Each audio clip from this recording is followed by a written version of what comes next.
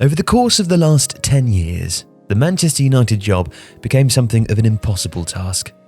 After Sir Alex Ferguson retired in 2013, a litany of coaches tried and largely failed to turn the club around.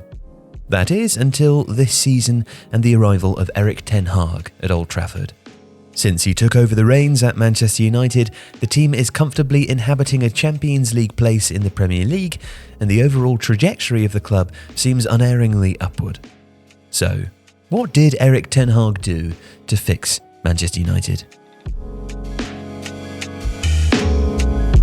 A failed experiment with Ralf Rangnick notwithstanding, the Manchester United team that Ten Hag inherited when he became the manager in the summer of 2022 was a team built by Ole Gunnar Solskjaer. Solskjaer's 3-year tenure at the club was a curious one. Despite the fact that he got them into the Champions League on 2 occasions and to a Europa League final, his time at the club was punctuated by poor performances and no real sense that he could get them competing at the highest level. And much of this came down to play style.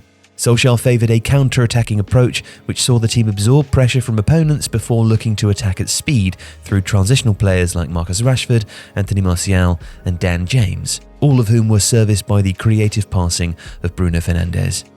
This approach allowed Manchester United to take apart some of the bigger sides in world football, but it also meant that they sometimes struggled to break down teams who sat in a lower block, certainly not at a rate that would allow them to compete consistently in the Premier League.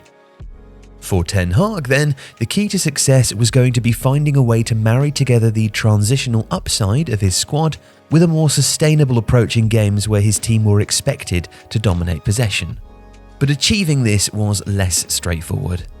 Although Ten Hag didn't look to overhaul Manchester United's possession play overnight, he did try to get his team building out from the back to disastrous effect in the opening games of the season.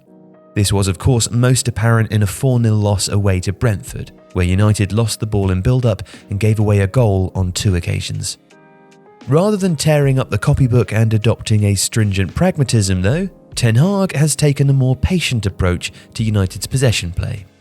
There's been a realism about some of the limits of his players in build-up, most notably David De Gea, but this hasn't stopped Ten Hag from making sure that the ball is being progressed efficiently down the field. This ball progression has been benefited most noticeably by the introduction of a clear possessional structure. In the time since Ten Hag arrived, clear patterns of play are emerging as players become aware of their responsibilities in possession. This overarching structure has had a marked effect on a number of players like Marcus Rashford, Diogo Dalot and Aaron Wan-Bissaka, each of whom has noticeably improved this season. And the other factor in this on-ball improvement has been the turnover of players under the Dutchman. One of the benefits of bringing in a manager with a clear possessional system is that it allowed targeted recruitment of players for that system. Last summer, Manchester United were able to bring in a much-needed defensive midfielder in Casemiro, a central midfielder who can progress the ball in Christian Eriksen, and a progressive passer and transitional centre-back in Lisandro Martinez. These all improved the team's ability to move the ball down the field. On top of this, Wout Weghorst was added in January to replace the recently departed Cristiano Ronaldo, with the Burnley loanee adding much more to the team as a classic number 9, who could also lead the line out of possession. Now, all of these transfers have improved the starting 11, but most importantly, they all fit into Ten Hag's system. But it's not just that Manchester United are more flexible in possession of the ball. They're also much better out of possession since Ten Hag arrived. In the modern game, what you do without the ball is as important as what you do with it. You aren't going to be able to control the ball for a whole game, especially if you're still improving in the possession phase. So if you can control opponents out of possession, then it's less important if you don't have the ball. Now, this is one area where Erik Ten Hag's clear advantage over Ole Gunnar Solskjaer shows. For example, Manchester United now have a much more functional high press. They also have a much more structured rest defence. This is the defensive structure that is in place when the team are attacking and is designed to prevent the opposition from counter-attacking if the ball is turned over.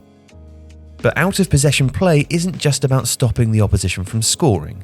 It also has an in-possession benefit too. Keeping the opposition deeper when they're trying to build up will not only keep the ball away from your goal, but it will also generate more space in your own half, which will make progressing the ball down the field even easier should the ball be turned over. Now, these sorts of payoffs emphasise the way that Erik Ten Hag has started to fix Manchester United. By making the team more flexible in every phase of the game, he's been able to pose problems for opponents whilst also solving problems set by the opposition. Manchester United are now a much tougher prospect for teams to face, both in and out of possession. And the results are clear for everyone to see, even if Ten Hag and United still do have some way to go. If you like this video, please consider subscribing to the channel. The Athletic is home to some of the world's best sports journalists, including journalists dedicated to each Premier League team, so every fan gets the coverage they deserve, not just the big clubs. And you can try it for free now for 30 days. See the link in the description.